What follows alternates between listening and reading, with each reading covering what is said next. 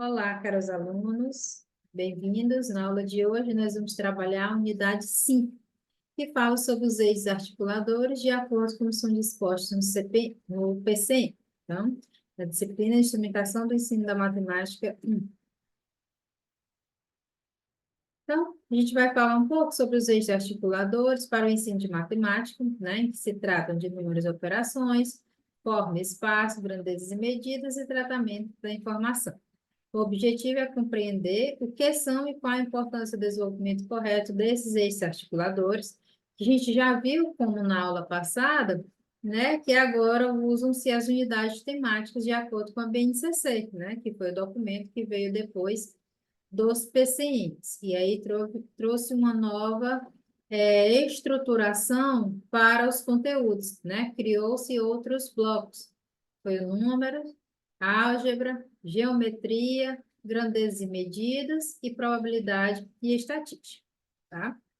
Então, os eixos articuladores é como eram intitulados nos PCNs, tá? Como foram ramificados os conteúdos, criado ali blocos e colocado nesses 4 conteúdos. E aí o PCN da matemática, né? É esse aqui em azul, como a gente já viu também em aulas passadas. E aí todos esses documentos são importantes que vocês tenham em mão, que vocês façam a leitura, uma leitura mais profunda, mais precisa, entendam e compreendam tudo que eles falam, porque eles trazem muitas orientações, né? Como que devem ser articulados, como que devem ser explanados, trazem mesmo um guia para o currículo, né? E para o melhoramento sempre das aulas e a preocupação sobre o ensino e aprendizagem dos alunos.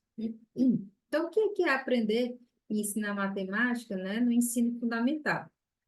Uma reflexão sobre o ensino de matemática é de fundamental importância ao professor identificar as principais características dessa ciência, seus métodos e suas ramificações e aplicações, né? Então, é importante que o professor esteja ciente de toda a abrangência da matemática, né? Dessa ciência, os métodos, de como pode ser aplicada, como que ela se divide, a forma, o que é ensinado em cada uma dessas divisões. Conhecer a história de vida dos alunos, seus conhecimentos informais, né, sobre um dado assunto, suas condições sociológicas, psicológicas e naturais.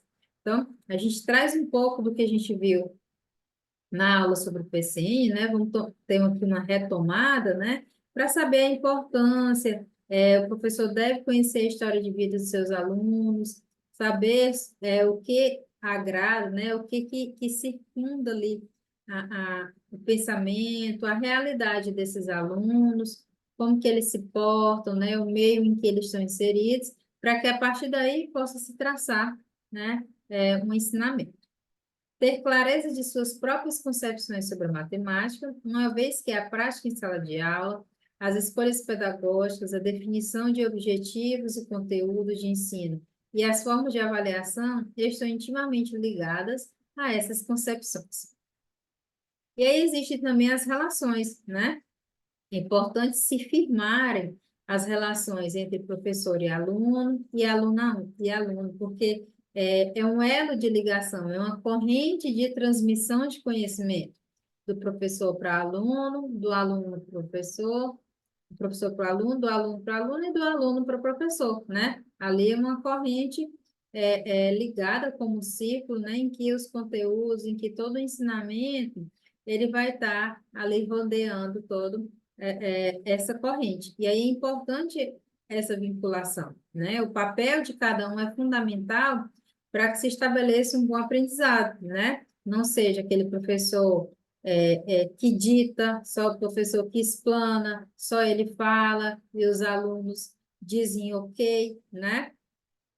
Não devemos ser aqueles professores para podar o pensamento, o conhecimento que os alunos trazem de suas casas, de suas realidades, suas comunidades para a sala de aula. Devemos ser aquele professor que instiga, que motiva os alunos para que aconteça um bom aprendizado, né? Não aquele professor que só fala, os alunos, o professor da repetição, né? Repete, repete, repete, para que os alunos repitam e assim façam associação dos conteúdos. O professor ele deve assumir o papel, né, de mediador, aquele professor que auxilia a aprendizagem, que conduz, que guia, né, o aluno. Ele deve ser mediador, comunicador, proativo, capacitado, motivado, autônomo, competente, bem remunerado, dinâmico, experimentador, humano, interativo, ético, flexível, né? Então, tudo isso são características que o professor deve assumir, né? E aí, juntamente com os seus alunos, poder se fazer uma boa construção do conhecimento, uma boa construção do aprendizado, né? Aquele professor que sabe guiar os alunos para que eles tenham, possam investigar, para que eles sejam motivados, para que eles queiram buscar, né? O professor planta ali a sementinha e o aluno vai adubando, vai regando, né? E ali fazer florescer conhecimento, né? Trabalhar o trabalho coletivo, né? Buscar sempre estar estabelecendo situações, trazendo situações que fortaleçam o trabalho coletivo, tanto entre os alunos como da sala toda, né? Fazer debates, ouvir, né, a todos, as formas de resoluções, as formas de pensamento, né? Perceber que além de buscar a solução para uma situação proposta, devem cooperar para resolver e chegar a um consenso, né? Para isso é preciso ouvir a todos, saber explicitar o próprio pensamento e procurar compreender o pensamento do outro, saber ouvir, ensinar os alunos a ouvirem o que o colega tem a dizer, o que o professor tem a dizer, a se abrir às diversas formas, né, de ensino e de resolução. Discutir as dúvidas, supor que as soluções dos outros podem fazer sentido e persistir na tentativa de construir suas próprias ideias, assim como incorporar soluções alternativas, reestruturar e ampliar a compreensão acerca dos conceitos envolvidos nas situações e, deste modo, aprender. Então, não é só o jeito, a forma de ensinar, a forma de resolver do professor que está certa, né? Ele precisa estar aberto às diversas formas. Às vezes tem aluno que não sabe muito manipular as contas, né? Seguir um processo de passo a passo. Tem alunos que têm um raciocínio mais lógico, né? Usa mais da lógica para resolver. E tudo isso deve ser levado em consideração. Tudo isso é aprendizado. E aí existem alguns caminhos, como nós vimos na aula passada, algumas estratégias metodológicas, né? Para fazer a aula de matemática, né?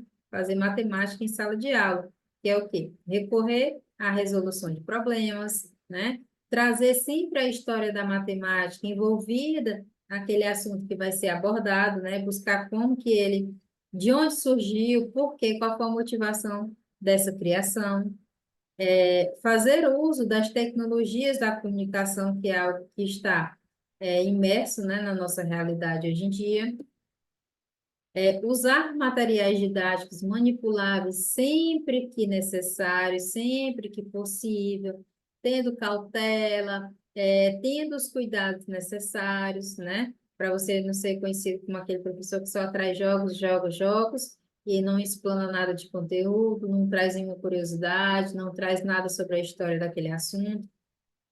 Então, ao utilizar, manipular materiais didáticos, tem que ter muito cuidado, tem que ter muito preparo e planejamento, né? Para a escolha do tempo do material, né? O tempo de uso do material didático, né? O nível, né? Se é muito fácil, se é mediano, se é muito difícil. Então, tudo isso vai acarretar em como o aluno vai receber essa proposta, né? O uso de jogos, né? Também é favorável, sabemos que por meio de inúmeras pesquisas, sabemos que o uso de jogos, esses materiais são favoráveis, sim, mas o principal é a forma com que ele é inserido. E aí, existem alguns objetivos, né, para o ensino fundamental. E aí eu trouxe um texto aqui do Malva Tarran, né, que ele fala um pouco, né, sobre isso, né, e dentro desse texto é possível retirar alguns objetivos do ensino, né? Que foi um texto bem mais antigo, né? Mas que já traz alguns objetivos para o ensino fundamental. Então, diz o seguinte: para atingir o seu objetivo, precisa a matemática estudar os números, suas propriedades e transformações. Nessa parte, ela toma o nome de aritmética. Conhecidos os números, é possível aplicá-los na avaliação das grandezas, que variam ou que são desconhecidas, mas que se apresentam expressas por meio de relações e fórmulas. Temos, assim, a álgebra. Os valores que medimos no campo da realidade são representados por corpos materiais ou por símbolos. Em qualquer caso, entretanto, esses corpos ou símbolos são dotados de três atributos: forma, tamanho e posição. Importa, pois, que estudemos tais atributos, e esse estudo vai constituir o objetivo da geometria. Interessa-se ainda a matemática pelas leis que regem os movimentos e as forças, leis que vão aparecer na admirável ciência que se denomina mecânica. A matemática põe todos os seus preciosos recursos a serviço de uma ciência que eleva a alma e engrandece o homem. Essa ciência é a astronomia. Falam alguns nas ciências matemáticas como se a aritmética, a álgebra e a geometria formassem partes inteiramente distintas. Puro engano. Todos se auxiliam mutuamente, se apoiam umas nas outras e, em certos pontos, se confundem. A matemática, senhora que ensina o homem a ser simples e modesto, é a base de todas as ciências e de todas as artes. O homem que calculava, mal botava. Então, é um texto que pode ser levado para a sala de aula, né? E trabalhado com os alunos, né? Também é uma forma de motivação, pedir que eles leiam, pedir que eles retirem o que já viram. E aí esse trecho é muito interessante, né? Falam alguns nas ciências matemáticas como se a aritmética, a álgebra e a geometria fossem partes inteiramente distintas, por engano. Todos se auxiliam mutuamente, se apoiam umas nas outras e, em certos pontos, se confundem. Então, é muito importante que a gente mostre para o aluno essa percepção de que os conteúdos vistos em sala de aula, eles não são individuais, eles não são isolados uns dos outros. É que é existe aí uma escala, né? Um crescimento, na verdade. Um assunto existe para complementar o outro, para fazer com que você entenda os demais. Por isso existe essa escala, né? Que se aprende no ensino infantil, se aprende no ensino fundamental, anos iniciais, é reforçado e é aprofundado nos anos finais, e assim como no ensino médio. Então, tudo que você vê lá no ensino infantil é de extrema importância para que você tenha um entendimento no ensino médio. E o aluno aí precisa entender isso, porque o que a gente vê na maioria dos casos é que, o assunto que eu vi, qual foi o assunto visto? Lembra do assunto visto na aula passada? Não, professora, já não lembro mais, né? Quando é um assunto de prova mensal, que vai se trabalhar assuntos da prova bimestral. Lembra lá que no assunto da prova mensal é como se eles bloqueassem, né? O assunto que foi visto em uma aula ou até determinado período, faz uma prova, aquele assunto ele já não serve mais, né? Ele é descartado ali da memória para que outro substitua o espaço. Não é isso. É preciso que eles entendam que, gente, para que vocês entendam o próximo conteúdo, é preciso firmar os conteúdos que estão sendo vistos agora, né? Esse entendimento.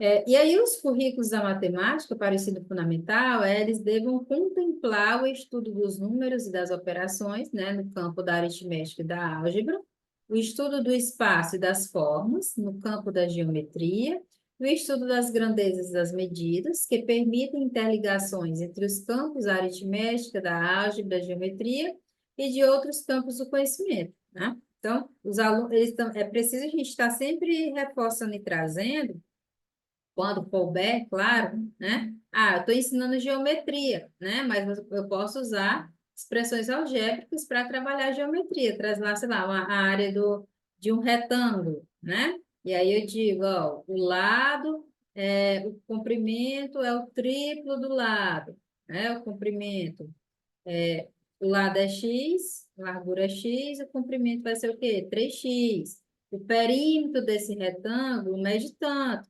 Então, qual o valor da largura, né? Ou da altura? Então, usar a álgebra para se trabalhar a geometria e sempre trazendo, né? Os assuntos que são contemplados, né? Que são ali colocados dentro desses blocos, que eles têm uma interligação. Um olhar mais atento para a nossa sociedade mostra a necessidade de acrescentar esses conteúdos àqueles que permitam ao cidadão tratar as informações que recebe cotidianamente, aprendendo a lidar com os dados estatísticos, tabelas e gráficos, a raciocinar utilizando as ideias relativas às probabilidades e às combinatórias. É importante esse letramento matemático para que seja possível que as informações que ele recebe no cotidiano, no dia a dia, consigam ser transformadas, né? Consigam ser ali representadas de forma diferente. E aí que, ao ver também essas representações, ele saiba fazer essa leitura e dali tirar, né, as conclusões e as informações do que está acontecendo sobre determinada situação da realidade. E aí, como os PCNs trazem os eixos articuladores, né? Os eixos articuladores são independentes entre si, mas favorecem o trabalho interdisciplinar entre os conteúdos que deverão ser trabalhados, de acordo com a necessidade de cada turno, levando em consideração a realidade em que estão inseridos. Então, ele está dizendo assim, ó, eu tenho 4 eixos articuladores, né? 4 blocos, mas os conteúdos que compõem esses blocos, eles são interligados. O ensino fundamental 2, como característica geral, o trabalho com atividades que permitem ao aluno progredir na construção de conhecimentos e procedimentos matemáticos, né? Então, esses blocos, eles são construídos, esses eixos são construídos de forma com que o aluno progrida na construção de conceitos. E aí, quais são eles, né? Números e operações, em que se trabalha números naturais, inteiros, racionais, as 4 operações. Espaço, forma e espaço, né? Trabalha áreas e formas geométricas, grandezas e medidas, trabalha as grandezas de tempo, volume, capacidade, superfície, tratamento da informação, em que se trabalha estatística, probabilidade e combinatória. Então, os números e operações, né? Tem aqui os eixos articuladores, números e operações, espaço e forma, né? Que se trabalha aqui as formas geométricas, grandezas e medidas, e tratamento da informação. Se trabalha com gráficos, tabelas, quadros, né? O primeiro deles, números e operações, é a parte que estuda os números e suas operações. É o bloco mais elementar da matemática, sendo a base para os demais blocos. Afinal de contas, um dos conceitos mais primitivos é a noção de quantidade. Então, aqui, no ensino fundamental, nos anos iniciais, os alunos trabalham mais com os números naturais, né? A parte de contagem, né? Saber essa noção de quantidade, do que é o 3, né? Que 3 não é só aquele símbolo 3, não. Ali representa uma quantidade, né? O 3 é um símbolo que representa os objetos ali inseridos. E aí, alguns objetivos, né? São o quê? Reconhecimento de números naturais e racionais no contexto diário, compreensão e utilização das regras do sistema de numeração decimal para leitura, escrita, comparação e ordenação de números naturais de qualquer ordem e grandeza, exploração dos diferentes significados das frações em situações problemas, análise, interpretação e formulação de resoluções dos problemas, né? Envolvendo aí números naturais, inteiros, racionais, reais, irracionais. Então, o que são esses números, né? É um símbolo usado para definir quantidade, ordem ou medida. Foi um dos primeiros conceitos assimilados pela humanidade para sistematizar a matemática. E aí os números são organizados em conjuntos que foram sendo descobertos conforme aumentava a necessidade e o conhecimento matemático humano. São eles: números naturais, né? Números inteiros, números racionais, números irracionais e números reais. E aí você pode trazer para os alunos, né, a história, né, de cada um desses conjuntos numéricos, como que eles foram surgindo e do porquê, né, por que eles foram surgindo. Temos as operações. As operações é como se fossem as ligações entre esses números, né? Que se pode fazer. As operações matemáticas são procedimentos realizados entre os números para a concretização de uma ideia e que segue sempre uma mesma lógica, né? Sempre as operações elas têm as regras, né? Algumas operações possuem um conjunto de propriedades notáveis. Então, as operações que são estudadas: adição, subtração, multiplicação e divisão, né? E a gente tem também a potenciação, a radiciação e a logaritmação. Temos um outro eixo articulador, que é forma e espaço. É o bloco de conteúdo da matemática que estuda a forma, tamanho e posições das figuras no espaço. Foi desenvolvida a partir da interação da humanidade com a Terra, né? Do sexto ao nono ano, o trabalho de localização pode ser aprofundado por meio de atividades que mostram a possibilidade de utilizar em si malhas, diagramas, tabelas e mapas, né? Alguns objetivos desse eixo articulador: descrição, interpretação e representação da posição de uma pessoa ou objeto no espaço de diferentes pontos de vista, né? Então, podem-se usar essas atividades, pedir que os alunos desenhem, tirem foto, mostrar imagens e pedir para eles identificarem, né? A planificação, como que um objeto é visto de cima, né? Como que ele é visto de frente, como é a visão oblíqua, né? Que é aquela que é diagonal. Então, tudo isso é trabalhado, né? Um outro objetivo: reconhecimento de semelhanças e diferenças entre corpos redondos como a esfera, o cone, o cilindro e outros, né? Mostrar o formato de um cilindro, o formato de um cone, o formato de uma esfera. Você pode pedir para ele trazer objetos que façam recortes de objetos que trazem essas estruturas, construir objetos com essas estruturas, né? Buscar mostrar as características, que é um cilindro, quais as características dele, que é um cone, quais as características, que é uma esfera. Outro objetivo: identificação de semelhanças e diferenças entre polígonos, usando os critérios como número de lados, número de ângulos, eixo de simetria e etc., né? Então, trazer aqui características de cada uma dessas figuras, não? O que é um triângulo? É um polígono com 3 lados, né? O que é o quadrado, pentágono, hexágono, né? Trazer essas características das formas, né? Para que eles saibam identificar essas figuras. Outro objetivo: percepção de elementos geométricos nas formas da natureza e nas criações artísticas. Então, trazer figuras, imagens, quadros, né? Pedir para eles, por exemplo, fotografarem nas cidades, nas ruas, objetos que tenham semelhanças com o que está sendo estudado em sala de aula. Representação de figuras geométricas, né? Também objetos que trazem essas representações. E aí, um outro eixo articulador é grandezas e medidas, né? O que que fala? Esse é um bloco de conteúdo bastante presente em nossas vidas. As grandezas mais comuns no ensino fundamental são tempo, massa, comprimento, capacidade e temperatura. E que medidas são associadas a essas grandezas, né? Aqui são as grandezas e aqui a gente tem as medidas associadas, que às vezes o aluno pode confundir e achar que é até a mesma coisa, né? Tempo: hora, minuto, segundo, quilograma, miligrama, quilômetro, metro, centímetro, milímetro. Capacidade: litro, mililitro, temperatura, mostra lá os graus Celsius, Fahrenheit, como que são medidos. Alguns objetivos desse eixo articulador, né?